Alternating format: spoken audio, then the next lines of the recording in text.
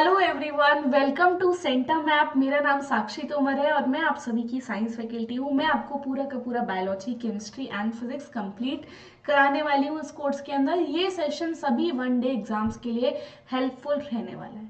Clear है बात? अब देखो, हमने लास्ट क्लास में पढ़ लिया था सेल के बारे में।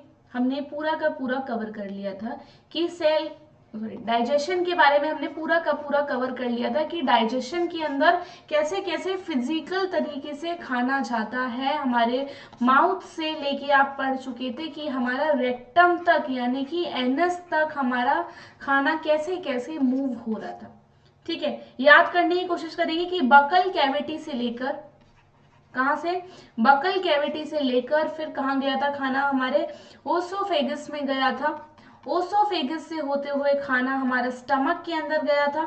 स्टमक से फिर स्मॉल इंटेस्टाइन में गया था और फिर लार्ज इंटेस्टाइन और फिर देन रेक्टम।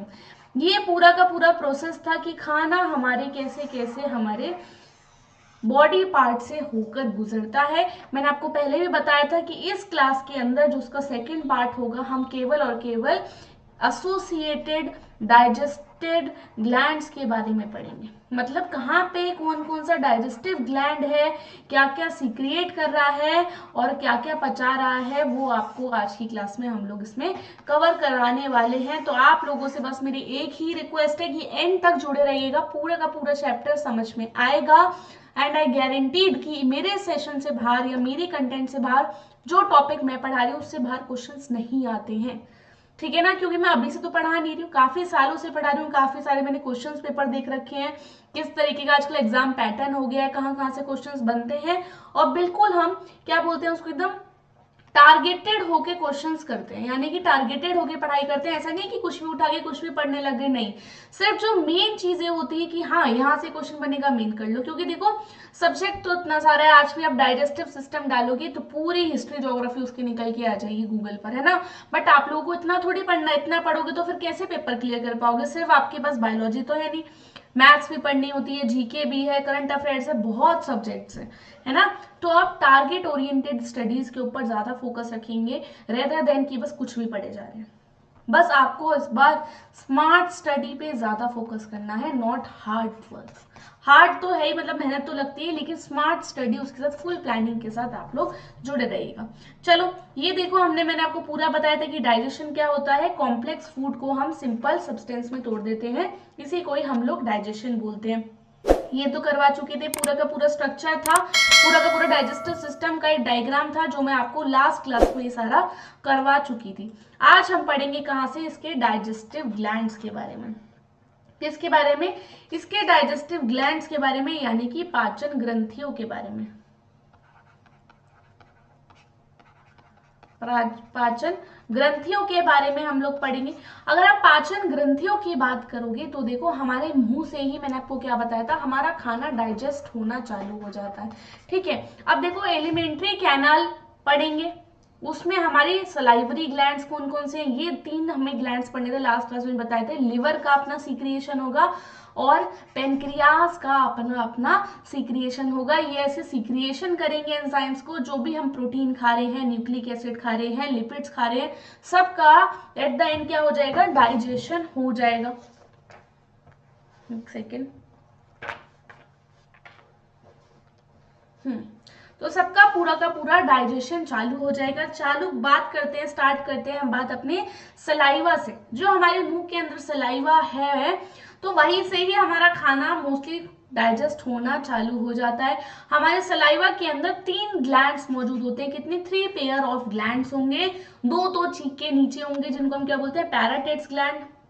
एक होगा कौन सा, the sub maxillary and the sub mandibular gland. और एक होगा कब, हमारे सब लिंगुअल बिलो द टंग के नीचे। यानी कि 3 ग्लैंड है, पैराटाइट्स ग्लैंड, सब मैंडिबुलर ग्लैंड्स या फिर सब लिंगुअल ग्लैंड्स। ठीक है, ये अपना अपना जूस सीक्रिएट करते हैं हमारे मुंह के अंदर, जिससे कि हमारा जो खाना होता है वो हमारे सलाइवा के साथ घुल मिल जाता है और उस फूड को हम लोग क्या बोलते हैं, बोलस।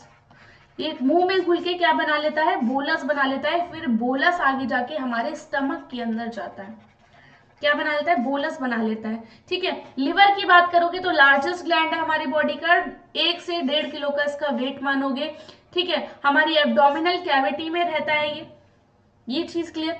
उसके बाद ये देखो, आप बात करते हैं किसकी, bile secretion by the hepatic cells passes through the hepatic duct and concentrated muscular and gall bladder. आपने गैल ब्लैडर के बारे में तो सुना होगा। देखो ये कुछ स्ट्रक्चर आप देख पा रहे हो, ये तो आपको दिखेगा पेनक्रियाज, ये क्या है, पेनक्रियाज है। इसके पीछे से ये हमारा क्या है, पेट है, पीछे वाला जो आप देख रहे हो पेट है। और ये छोटी सी, इसको क्या बोलते हैं, गैल ब्लैडर। इसके ऊपर जो है हरे रंग की जो ये नस आ रही है, इसके ऊपर हमारा क्या होता है, ऐसे लिवर लगा होता है। लिवर अपना सीक्रिएशन इसके थ्रू अपने गैल ब्लैडर में स्टोर करके रखता है ना। अभी देखो आगे चल के क्लियर होती चली जाएगी बात। आप बात करेंगे the bile duct and pancreatic ducts open together into the duodenum as the common hepatopancreatic duct which is guarded by the sphincter called sphincter of Oddi। देखो समझने की कोशिश करेंगे, डायग्राम से आपको क्लियरली समझ में आ जाएगा। अब देखो क्या होता है ना, ये तो मैंने आपको क्या बताया था, ये क्या है, हमारी ओसोफेगस है, इससे खाना आ रहा है। खाना कहाँ आ रहा है, हमारे पेट के अंदर आ रहा है, पेट से स्मॉल इंटेस्टाइन है, ये स्मॉल इंटेस्टाइन के अंदर हमारा सारा खाना जाता रहता है, ठीक है। और फिर यहां से हमारा ये लार्ज इंटेस्टाइन शुरू हो जाती है। लार्ज इंटेस्टाइन से खाना रेक्टम के थ्रू होते हुए एनस में चला जाता है। ये क्या था, हमारा पेट था। पेट किससे जुड़ रहा है, हमारे स्मॉल इंटेस्टाइन से। अब बात करते हैं जो इसके अंदर अपना सीक्रिएशन डालते हैं। सीक्रिएशन की जैसे आप बात करोगे, ये क्या है, आप देखोगे इसके अंदर आपको ऐसे लिवर दिखाई देगा, है ना। इधर की साइड क्या है, ये लिवर। लिवर क्या करेगा, अपना सीक्रिएशन एक छोटे से पाउच के अंदर डाल देता है, छोटा सा पाउच। और इसी के आगे की तरफ क्या लगा होता है, इसको बड़ा करके यहाँ बना लेते हैं ना, ये हमारा लिवर है। ये अपना सीक्रिएशन डालता है, जो उतना भी जूसेस वगैरह ये बना रहा है ना, सबसे बड़ा ग्लैंड है, जूस सीक्रिएट कर रहा है, तो ये सारा का सारा जूस किस में डाल देता है, हमारे गैल ब्लैडर के अंदर सीक्रिएट कर देता है। क्या है ये है गैल ब्लैडर, और ये है क्या, लिवर। तो लिवर अपना सारा का सारा जूस डाल देता है, कहाँ पे, हमारे पेट के अंदर। पेट के अंदर से जितना भी सारा लिवर का जूस है हमारे गैल ब्लैडर के अंदर डाल देता है। और यहाँ पे क्या होती है, हमारी पेनक्रियाज ऐसी पत्ती की तरह निकली होती है, ऐसे कुछ पत्ती जैसी शेप होती है, ठीक है। अब ये पत्ती भी अपना जूस इसके अंदर वापस मिला देती है, तो ये कॉमन डक्ट है। और फिर ये अपना स्मॉल इंटेस्टाइन यहाँ से चालू हो जाती है, स्मॉल इंटेस्टाइन के अंदर ये अपना सारा का सारा जूस छोड़ देती है, यहाँ पे ये कनेक्ट हो जाती है ऐसे नली, है ना। तो ये सारा का सारा जूस छोड़ देती है। तो हेप्टो मतलब बच्चों याद रखोगे, अगर आपने कहीं भी पेपर में हेप्टो लिखा हुआ सुन लिया तो उसका मतलब क्या होता है, लिवर से रिलेटेड सारी चीजें होंगी, जैसे कि हेपेटाइटिस, है ना, लिवर से रिलेटेड होता है। ऐसे ही बायोलॉजी में बहुत सारे वर्ड है, जैसे कि अगर आपने कार्डियो वर्ड सुन लिया तो कार्डियो से मतलब हर चीज किससे, हार्ट से रिलेटेड होगी, जैसे कि कार्डियोवैस्कुलर अटैक, कार्डिक एक्सरसाइज करते हो ना, तो ये सारी कैसी हार्ट से रिलेटेड होंगी। हैप्टो मतलब किससे रिलेटेड होगा बच्चे, लिवर से रिलेटेड होगा। तो ये लिवर से वाली जो डक्ट आ रही है लिवर से निकल के, इसको हम क्या बोलते हैं, हेप्टिक डक्ट। क्या बोलते हैं इसको, हेप्टिक डक्ट बोलेंगे, क्लियर। और ये जो पेनक्रियाज से निकल के आ रही है, अब ये कॉमन बन जाती है।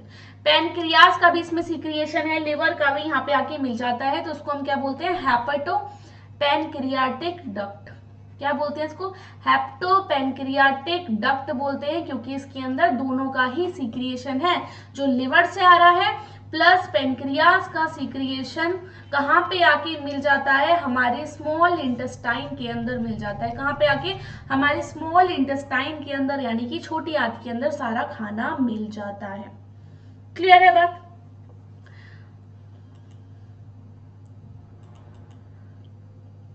चलो, ये मैंने आपको कॉमन बताई थी कुछ डक्ट्स। हम स्टार्टिंग से देखते हो कि हमारा जो खाना है वो दो तरीके से पचता है ना। एक तो मैकेनिकल सपोर्ट, जो मैंने आपको कल बता दिया था कैसे खाना सारा का सारा है, एक होता है केमिकल प्रोसेस, जो आज हम पढ़ेंगे। सबसे पहले आप बात करोगे कि खाना हमारे मुंह से ही टूटना चालू हो जाता है। क्या हमारा खाना हमारे मुंह से ही टूटता है ना? इतना बड़ा बड़ा रोटी खाते हो, सब चबाना चालू कर देते हो, तो तभी से ही वो छोटे छोटे छोटे छोटे पार्ट्स में डिवाइड हो जाता है और उसमें हमारा सलाइवा भी मिक्स हो जाता है मुंह के अंदर जाते ही। तो वो सलाइवा, आप बोल सकते हो सलाइवा प्लस फूड, क्या बोलोगे बच्चे? सलाइवा प्लस फूड मिलकर क्या बनाता है? बोलस बनाता है।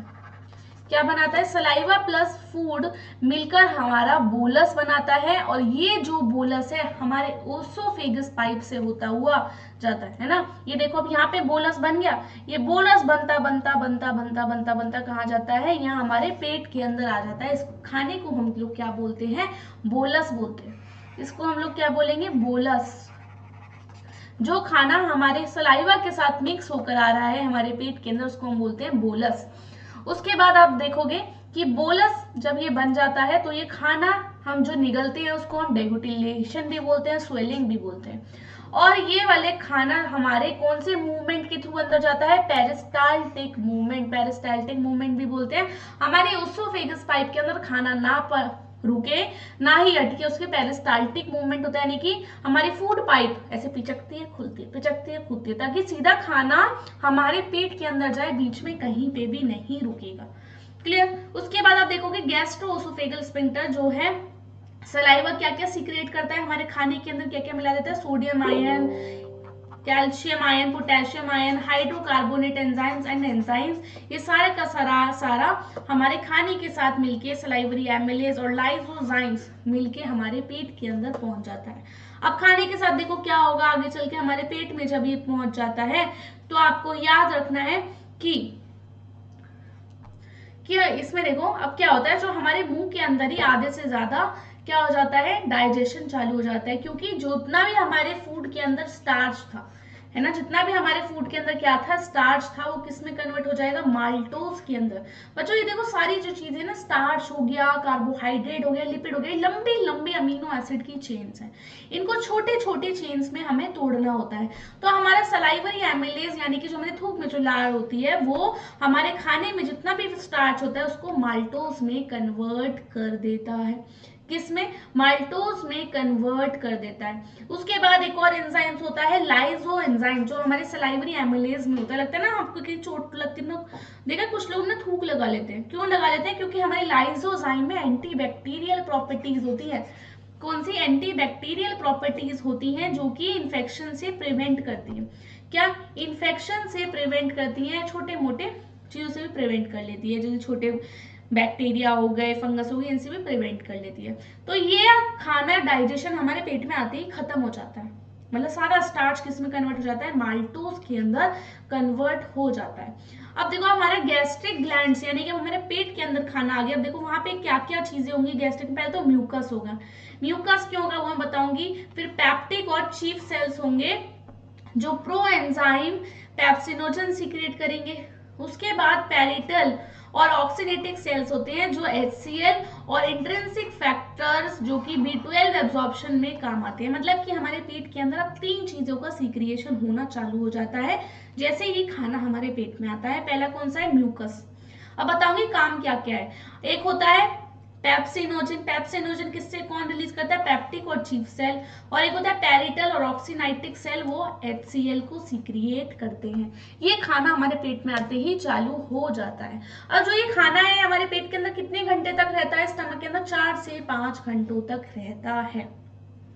ठीक है, हमारे पेट के अंदर जैसे ही खाना आता है ना, क्या होता है तो उसके अंदर HCl, इसोफेगस है ये हमारा पेट, इसके अंदर क्या सीक्रेट हो जाता है? HCl का सीक्रेशन चालू हो जाता है। तभी तो बहुत ज्यादा हाइड्रोक्लोरिक एसिड होता है, सीक्रेट ज्यादा हो जाता है तो कभी कभी एसिडिटी भी बन जाती है ना। और ये हाईली एसिडिक होता है, इसका पीएच अगर आप देखोगे तो 1.4 से 2 तक होता है, यानी कि बहुत ज्यादा एसिडिक होता है। ठीक है, अब देखो इतना एसिडिक होगा तो देखो हमारी खाल जला देगा ना अंदर की पेट की। इसलिए हमारी पेट के अंदर की खाल को बचाने के लिए, ये जो हमारे इनर जो टिश्यूज हैं इनको बचाने के लिए हमारा म्यूकस भी सीक्रिएट करता है। म्यूकस का क्या काम है? म्यूकस का बस यही काम है कि हमारे पेट के अंदर की स्किन को क्या डैमेज होने से बचाना। बच्चे क्या, डैमेज होने से इसको बचाना, इसका यही काम है। ठीक है, और फिर HCl सीक्रेट करता है। अब आप बोलोगे मैम ये HCl क्यों सीक्रेट करता है, HCl का काम क्या है? देखो HCl का बेहद इंपॉर्टेंट काम है हमारे पेट का जो pH है उसको क्या एसिडिक बना देना। फिर मैडम को कहोगे मैम ये एसिडिक बना देता है, तो क्या हो जाता है, जब ये एसिडिक बना देता है तो हमारे सारे एंजाइम्स एक्टिवेट हो जाते हैं पेट के डाइजेशन के लिए, क्योंकि अगर एक्टिवेशन नहीं होगा तो फिर कैसे ये हमारा खाना कैसे पचेगा।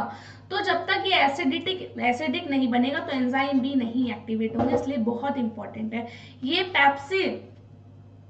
पेप्सिन को किस में कन्वर्ट कर देता है, एक एंजाइम होता है पेप्सिनोजन, है ना, इसमें इसको कन्वर्ट कर देता है जब इसको HCl वाला फैक्टर मिलता है। क्लियर हो गई बात? अब देखो इसके बाद देखोगे और भी हमारे अंदर की बहुत सारी, ये मैं बता चुकी आपको।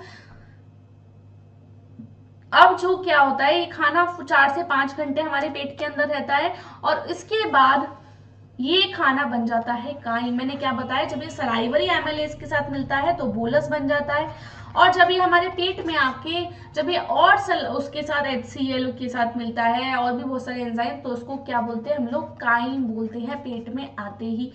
तो जो HCl है वो क्या कन्वर्ट करता है, पेप्सिन को पेप्रोलाइटिक एंजाइम्स में कन्वर्ट कर देता है, पेप्सिन को कन्वर्ट कर देता है प्रोटीन को इनटू प्रोटीसेस एंड पेप्टोन्स। ठीक है, देखो हमारा HCl प्रोवाइड करता है कितना पीएच, इतना हाईली एसिडिक होता है फॉर पेप्सिन्स के लिए। ठीक है, एक और एंजाइम सीक्रेट करता है रेनिन, जो कि बच्चों के अंदर, छोटे बच्चों के अंदर ज्यादा पाया जाता है, जो कि मिल्क के अंदर प्रोटीन होता है रेनिन प्रोटीन, उसको डाइजेशन में काम आता है। और कुछ अमाउंट में लाइपेज भी सीक्रेट होता है गैस्ट्रिक ग्लैंड से। लाइपेज क्या लिपिड्स को आगे चल के डाइजेस्ट करेगा। फिर ठीक है, अब ये पेट से खाना कहाँ जाता है, हमारे स्मॉल इंटेस्टाइन के अंदर, है ना। हमारी छोटी आंत अपना कोई भी सीक्रिएशन नहीं छोड़ती है खाने को पचाने के लिए, कोई भी एंजाइम्स नहीं सीक्रेट करेगी। सारा का सारा जितना भी उसका सीक्रिएशन है वो कहाँ से आएगा, यहाँ से, लिवर से और पेनक्रियास से। ये उसको सारा अपना सीक्रिएशन स्मॉल इंटेस्टाइन में, मतलब यहाँ पे आके आप देखोगे कि काइम में जो खाना आ रहा है पेट से वो आके मिल जाएगा किसके अंदर, स्मॉल इंटेस्टाइन के अंदर, और उसके अंदर ये लिवर और पेनक्रियास का जूस भी सारा आके अभी स्मॉल इंटेस्टाइन में मिल जाएगा। सारा काम अब होगा स्मॉल इंटेस्टाइन के अंदर। अब हम बात करते हैं कि लिवर और पेनक्रियास में कौन कौन से जूस सीक्रिएट करे। देखो लिवर और पेनक्रियास ने, पेनक्रिएटिक जूस के अंदर क्या था, ट्रिप्सिनोजन था, कीमोट्रिप्सिनोजन, प्रोकार्बो, ये सारे के सारे एंजाइम्स हैं जो डाइजेस्ट करेंगे हमारे खाने को, एमाइलेज, लाइपेज, न्यूक्लियस। ठीक है, ट्रिप्सिनोजन एक एंजाइम एक्टिवेट करता है, उसको बोलते हैं एंटीरियोकाइनेज, और आगे चल के वो ट्रिप्सिन में एक्टिवेट हो जाता है, विच turn activates into pancreatic juice में फिर ये कन्वर्ट हो जाता है। अब हम बात करेंगे कौन सी चीज क्या क्या पचाती है, ये बहुत बहुत इंपॉर्टेंट है, सबसे ज्यादा इंपॉर्टेंट यही है। देखो ये आप देख लो ट्रिप्सिन और कीमोट्रिप्सिन, ये कहाँ से आ रहा है, कार्बोपेप्टाइडेस पेनक्रियाज ने सीक्रिएट करके छोटी आंत के अंदर छोड़ दिया, और हमारे खाने के अंदर जितने भी प्रोटीन्स थे, पेप्टोन्स थे, प्रोटीएसेस थे, वो किसमें टूट गए, डाईपेप्टाइड में। किसमें, सबसे पहले किसमें टूट गए, डाईपेप्टाइड्स में टूट गए। और जितना भी हमारा पॉलीसेक्राइड्स था या फिर स्टार्च बोल लो, वो एमाइलेज जिसने सीक्रेट करा था हमारे पेनक्रियाटिक जूस ने, वो किसमें टूट गया, डाईसेक्राइड में। फैट की बात करोगे, सारा का सारा फैट लाइपेज एंजाइम की वजह से मोनोग्लिसराइड्स के अंदर टूट गया, है ना, मतलब कि बड़े बड़े मॉलिक्यूल्स छोटे छोटे मॉलिक्यूल्स में टूट जाते हैं। न्यूक्लिक एसिड की बात करोगे तो ये न्यूक्लियोसाइड्स में टूट जाते हैं। आगे चल के ये और ज्यादा टूटते हैं। अब डाईपेप्टाइड्स, फाइनली जो ये डाईपेप्टाइड्स बना था प्रोटीन से, ये और भी जाके किसमें टूट जाएगा, इधर अमीनो एसिड में कन्वर्ट हो जाएगा। माल्टोज जो था, जो स्टार्च टूटा था सबसे पहले, वो ग्लूकोज और ग्लूकोज में टूट जाएगा। देख रहे हो, यानी कि हमें एनर्जी मिल गई, हमें फाइनली फूड से क्या चाहिए था, ग्लूकोज ही तो चाहिए था। और ये फिर एट द एंड हमारे स्मॉल इंटेस्टाइन से कहा, ब्लड में जाके मिक्स हो जाते हैं ग्लूकोज के मॉलिक्यूल्स। लैक्टोज जो था वो ग्लूकोज और गैलेक्टोज में टूट गया। जितना भी आप चीनी खाते हो, सुक्रोज, वो भी ग्लूकोज और फ्रक्टोज में टूट जाती है। न्यूक्लियोटाइड्स की बात करोगे तो शुगर प्लस बेसिस में टूट जाती है। मोनोग्लिसराइड्स यानी कि फैट जो अभी देखा था आपने मोनोग्लिसराइड, वो किस में टूट जाता है, फैटी एसिड प्लस ग्लाइसरॉल में टूट जाता है। बताओ किसी को कोई भी दिक्कत अभी तक? मुझे तो नहीं लग रहा किसी को अभी तक। इतना एफर्ट डाल के मैं टॉपिक समझा रही हूँ, बहुत इंटरेस्टिंग टॉपिक है। चल इतना आपको पता चाहिए कि कौन कौन से मॉलिक्यूल इन सारे एंजाइम की वजह से हमारे स्मॉल इंटेस्टाइन में टूट जाते हैं और हमारे ब्लड के अंदर जाके क्या हो जाते हैं, घुल मिल जाते हैं, है ना, एनर्जी देते हैं। उसके बाद देखो जितना भी ब्रेक डाउन है सारा बायोमैक्री मॉलिक्यूल्स का occurs in the duodenum. Duodenum में बता चुकी हूँ किसका पार्ट था, स्मॉल इंटेस्टाइन का पार्ट था। ठीक है, सिंपल सब्सटेंस एब्जॉर्ब होते हैं कहाँ पे, हमारी जेजनम में एंड इलियम में, ये भी स्मॉल इंटेस्टाइन का पार्ट था। और जितना भी अनडाइजेस्टेड फूड है जो हमारा पचा नहीं है वो सब पास हो जाता है कहाँ, हमारी बड़ी आंत के अंदर, लार्ज इंटेस्टाइन के अंदर। लार्ज इंटेस्टाइन में याद रखोगे मेनली लिक्विड पोर्शन एब्जॉर्ब्ड या डाइजेस्ट होता है, मोस्टली तरल वाला, जैसे कि absorption of some water, minerals, कुछ ड्रग्स भी इसमें जाके ही हमारे ब्लड में जाते हैं। सीक्रिएशन ऑफ म्यूकस होता है इसके अंदर भी, जो कि वेस्ट को चिपकाने में काम आता है और फिर उसको इजीली पास भी करवा देता है। अनडाइजेस्टेड फूड जो भी हमारी बॉडी को नहीं चाहिए था, जितना भी वेस्ट प्रोडक्ट था वो सारा का सारा कहाँ निकल जाता है, हमारे रेक्टम से होते हुए एनस की ओर निकल जाता है। समझ में आ गया बात? इसमें किसी को कोई दिक्कत या कुछ भी है तो बताओ।